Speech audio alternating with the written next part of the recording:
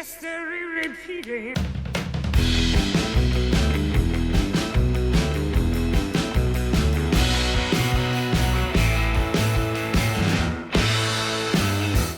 Okay, well, I'm going to stop interviewing you and let you interview me.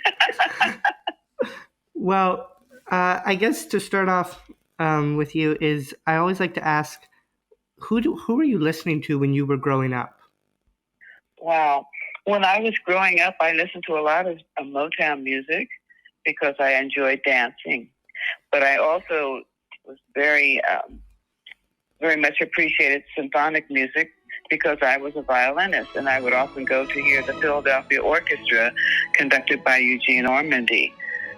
And do you think that influenced the music or what you've kind of done in your career? Actually, I never intended to become a singer. I wanted to be an actress, but music has always been very important in my life. Also, I did study cello and ballet, so that, I was very much into the classical side. As I matured, I now appreciate almost all kinds of music. I like country music, you name it, depending upon the situation that I'm experiencing at the time. I'm sure that my youthful enjoyment of music did influence my love of music today. My father served in Europe a lot in the Army, and I think he was a big influence on me really enjoying classical music. How did you if you wanted to be an actress, how did you get started singing? Well, as I said before, I wanted to be an actress. I was very influenced by Lena Horne. There weren't very many black actresses at that time in the movies, too, but Lena Horne was just one of my favorites. I lived in Glenside, Pennsylvania, and I wanted to, as I said, I wanted to be an actress, but my family moved to California, largely because of the weather. And my encouraged encouraged me to get my education before seeking in a career in acting. And I did get my teaching credential. Wanting to be an actress, I didn't know how to go about auditioning, quote unquote, or how to get into the business. So friends entered me into beauty contests so I could be discovered.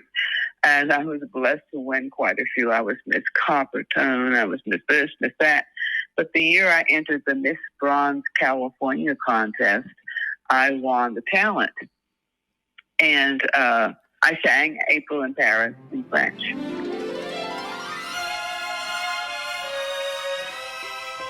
And the young man who was the photographer for the contest mentioned to me that he had a group, but nothing was really happening with the group. So one of the young ladies left her, that she got a very good job.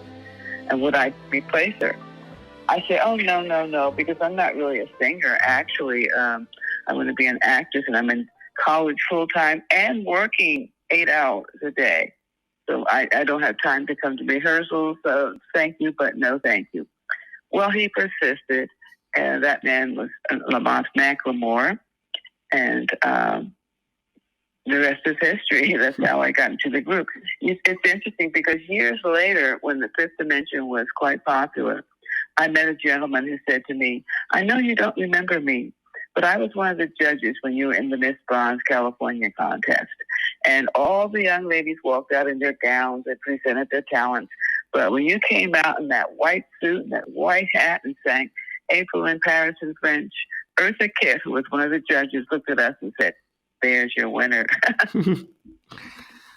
What was it kind of like then when the Fifth Dimension, the five of you, were together in a recording studio for the first time? I must share with you that I never really cared for recording that much because I am more of a performer than a singer. As a matter of fact, there are girls who sang in that contest that I won who are probably still wondering how I won. But getting back to the recording, I enjoy connecting with my audience and communicating with the audience. So recording was very difficult for me because sometimes we sang songs over and over until we got them perfected. And at times I even had a tendency to sing a little flat. I did discover years later that I had a little hearing loss, but it was exciting being in the recording studio for the first time because, to make a record that people would hear was something that we looked forward to. But as I said, personally, it was not my favorite. It was my least favorite thing to do. So then once you had success, were you expecting that? Because a lot of people remember Up, Up, and Away as the first big one, but Go Where You Want to Go, the first single, was a pretty big hit itself.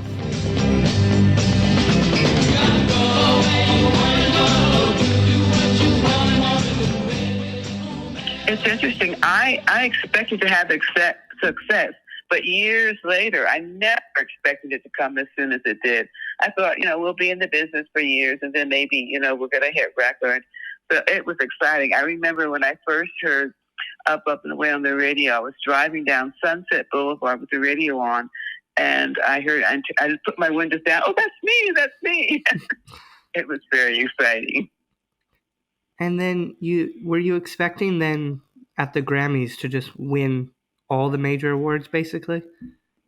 I must tell you, Up, Up, and Away was nominated for, I think, about 5 Grammys. And we were so excited. Oh, well, maybe we'll win one. So we went out and bought these beautiful costumes. We call them our Grammy costumes.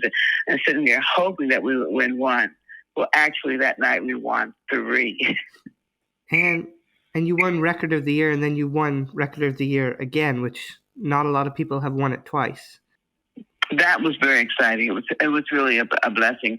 It was a blessing to me, not only because of the award itself, but because of the joy that the music brought to people. And as I said, I never even expected to be a singer. And so that must have been something, to not expect to be a singer and then end up, being in one of the most popular groups at the time. And here I am over 55 years later, and the only original member who remained with the group, because the original Fifth Dimension was only together for 10 years. But I've continued the group with some wonderful singers, and we've been very successful. We haven't recorded yet, but we are considering recording. And when was the last time that you were in the studio recording? Oh, my goodness. It's been years, because we did record a couple of songs. As a matter of fact, we had one CD that we recorded with Dick Clark's company before he passed away, but it wasn't really released. So we haven't really recorded since the original group. I mean, we haven't released the record. We recorded some things that were not released. So, I mean, it would be nice, I guess, for a lot of fans to get another record after all these years. Yes, it would be. It would be exciting for us too. We do realize, however, that the music industry has changed, and our audience really is, I would say, between 50 and up. So we're just introducing our music to younger people. As a matter of fact, we have young people that come to our show with their parents, kind of reluctantly, because they don't know our music. And at the end of the show, they come up and say, "Hey, you guys were great. I really enjoyed that show." And I have to say that I'm coming to one of your shows in Niagara Falls coming up, and I'm bringing my friend along because I told her, I was like, "Trust me, you're gonna love it." So, well, I hope she shall. Oh, she definitely will.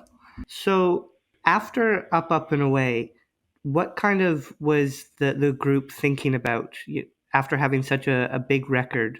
Did you guys feel any pressure having to follow it up with an equally big record? Well, I did. As I said, the original group disbanded after 10 years because we weren't really having success in recording. And 2 of the members decided, well, we want to go on and have our own career. And so, but I just really believed in the group, and I was excited because I felt that we had a type of music that was really needed. People try to identify our music, and many people, just because we're a Black group, some people put us in the category of R&B. But we are not an R&B group. We're not a pop group. Someone coined a phrase that I like, and that was champagne soul, because we sing a little bit of everything in our show. As a matter of years ago, we did Pagliacci, Best of the Jukebox on Pagliacci. But our recordings really did not represent the total dimensions of the group, because our recordings were mostly pop. And then some people thought that we were trying to sound white. But we weren't. We were just using the voices that God gave us. And we didn't sound like what people expected a black group to sound like. Our manager was brilliant in having us perform in New York City at the festival.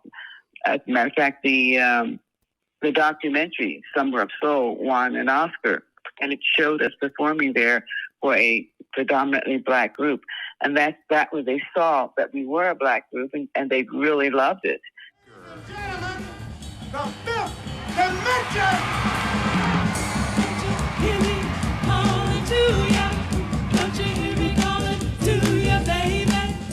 And that we were just singing, as I said, using the voices that God gave us. And we did R&B too.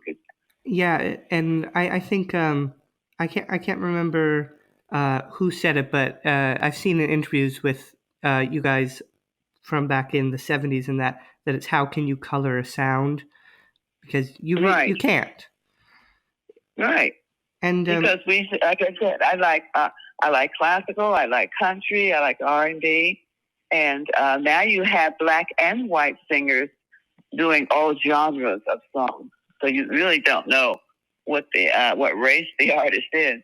And it's interesting. I starred in 2 plays in Canada, one in Toronto, and that's one of the things that really made me love Canada, is that it seemed to be less prejudice there. I don't know. Yeah, I mean, I haven't lived in the States, but I would say that it's definitely different. So you guys had a massive hit with Aquarius, Let the Sunshine In. I mean, it's still one of the biggest hits of any group of all time.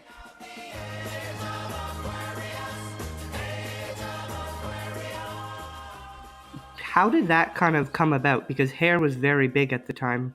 How did you guys get to record that song? Fifth Dimension was performing at the Americana Hotel in New York City, and one of the gentlemen lost his wallet, and a man found it in a taxi and brought it to him at our show. He refused the reward, so we invited him to our show. He in turn invited us to his show, and he was one of the producers of Hair. Well, when we heard Ronnie Dyson singing Aquarius, we just said, oh my goodness, what a great song. And we took it to our producer, Bones Al, and he said, yeah, it's a good song, but there's a cast album out, and it's not really happening. Why don't we put Aquarius with Let the Sunshine In, which is another song that was in the play. And that's how the rest is, as I said, is history. And what is the fan reaction like when you perform that song still today? It's one of the biggest songs in the show. People remember it because it reminds them of their childhood, the seniors. And the young people, I think, like it because, Aquarius speaks of something that the world needs, which is harmony and understanding. A lot of people ask us, did we do it, because of the astrological sign? And I am, as they say, an Aquarian, but I don't believe in astrology. We recorded it because it spoke of just really very positive things that should happen in the world. And how, over the years, how would you say that your audience has changed? Would you say that you still get the same reception that you did back in the 70s? Oh, the reception is just the same, but not greater. However, the age has changed because, the people that first heard us are aging with us. And we have a lot more of them. But a lot of the young people come too because they've heard our song. Aquarius was in Forrest Gump. It's been played our music has been played in different commercials, so they are aware of the song. Some of them aren't aware of the name, The Fifth Dimension, but they are aware of our music. And over your career with The Fifth Dimension, you guys recorded tons of songs by Laura Nyro, and were probably, I guess, the biggest, vehicle for her songs. You had many hits with her recordings. So, what We only recorded several of Laura Nyro's songs. Most of our songs were written by Jimmy Webb, who wrote Up, Up and Away, and a whole album of songs, which is my favorite Fifth Dimension album, The Magic Garden.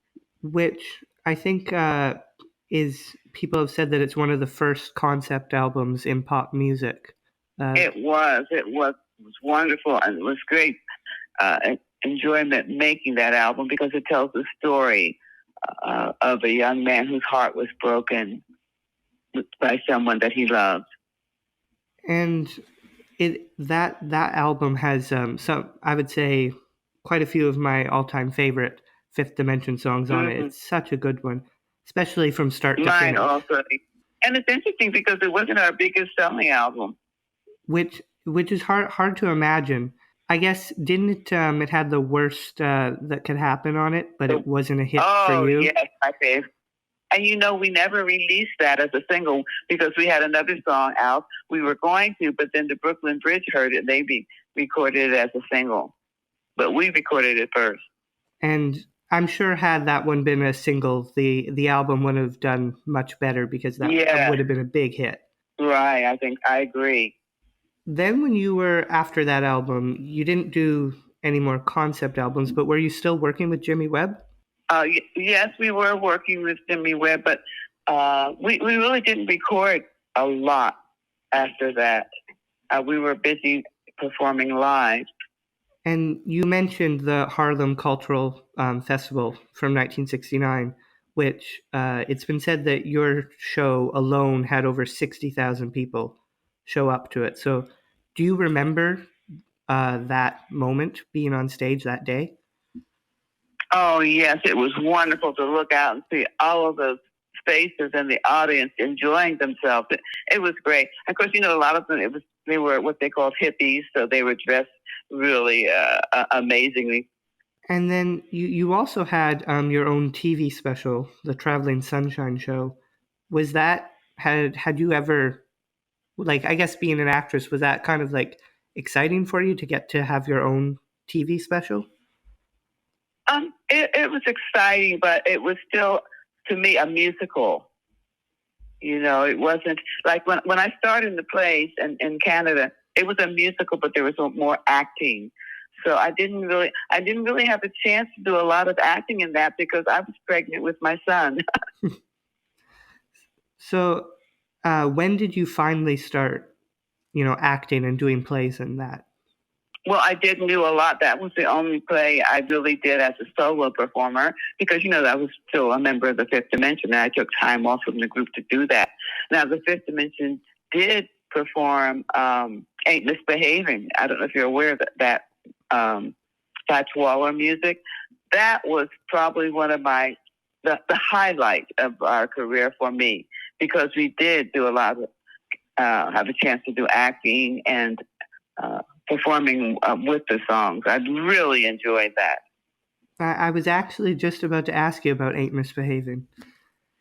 And then the original Fifth Dimension did have a bit of a reunion, but for the most part, it's been you really, especially since Lamont stopped performing with the group, you've been really keeping the name The Fifth Dimension alive and keeping the legacy going. Yes, I have, and I've been blessed because people are receiving the music. Also, when I choose new people to join the group, I keep in mind the total Fifth Dimension concept. I mean, it's a family-oriented show. I want people who will really carry on the Fifth Dimension tradition. What do you hope that people are going to remember in the future, let's say 50 years from now, about the Fifth Dimension and about the music? Well, For one thing, I hope that they will remember that our music brought people together through music. I mean, people of all nationalities, people of all ages, and it was very spiritual. Now, when I say spiritual, I don't mean religious. I mean a spiritual. Also, I think I would like to feel that we brought the generations together, because many times older people don't like the young people's music. The young people don't like the older people's music. So I think that music can really bring them together, bring a respect for each other and love. And for you personally, what has being a part of the Fifth Dimension and having this career meant to you? Wow. For me, it's an unexpected blessing, because I never expected to have a career like this, especially, as I said, in music. I was hoping to have a successful acting career, but it's allowed me to meet people all over the world, to share love through my music. It's just been an awesome experience to bring joy to others. Of course, when I'm on stage, I enjoy getting the applause. The most thing that really excites me is after the show, when people come up and they're joyful. Thank you for bringing joy into my life. I was so happy to have great memories, and you brought back those memories. It's just a wonderful, wonderful feeling to be able to be a part of that. And of all the Fifth Dimension songs, is there a particular one that's your favorite? Wow. Well, there's a song, again, on the Magic Garden album. I'm trying to remember the name of it. Misty Roses is one. We don't do it in the show, and we've never released it as a single, but it's just a beautiful song. As far as the ones that we perform, I like One Less Spell. One less. Because I think Hal David and Burt Bacharach wrote a beautiful song, and they tell a story that most of us have experienced. And then, of course, I like Aquarius because it speaks of hope for the future. Those are probably my two favorite Fifth Dimension songs. And what can people expect from the show? Well, we hope they'll hear their favorite Fifth Dimension song. We do our hits because that's what people come to hear. But we also add a few different songs. I don't want to tell them exactly what they'll hear, because actually I sort of peruse the audience and see the ages, and sometimes I might change something at the last minute. So I hope that they'll hear, as I said, their favorite Fifth Dimension songs and me feeling joyful. And I'm sure that they will. And it's been so great getting to talk with you, Florence. I mean, talk about, for me, dream guests to have on the show. You're one of the people. Well, thank you, Ryan. And I hope that we can record some new material that you'll like. If you know a songwriter that has a song that you feel would be good for the Fifth Dimension, please let me know. That's one of the reasons we haven't recorded yet, because we don't want to compete with the young people. We want to add, to the music. We haven't found a song yet that we feel will bring the message that we want, like Aquarius, which speaks of hope and happiness and, good times. Yeah, I guess it's worth waiting for the right songs. Well, I hope it comes soon, because I'm 82. Yeah. And would you be looking to do something that's more modern, or would you be looking for something that's more in the style of what you originally recorded? I don't know, because I will know when I hear the song. We have to be flexible, and things change. As a matter of fact, I've written a book called Grace in Your Second Act, Growing Old Gracefully, Mentally, Physically, and Spiritually. So I'm not looking to reproduce, what we've done in the past, and I'm not looking to compete with what's out there now. I'm looking for the right song. I think just as we knew when we heard Aquarius, we'll know when we hear it. Well, hopefully it comes along soon. That would be nice to have it. Well, Florence, thank you for doing this. I really appreciate it, and I'm looking forward to the show, and I'll make sure to mention that to go backstage. Please do, Ryan. You have a blessed day. You too. Thank you.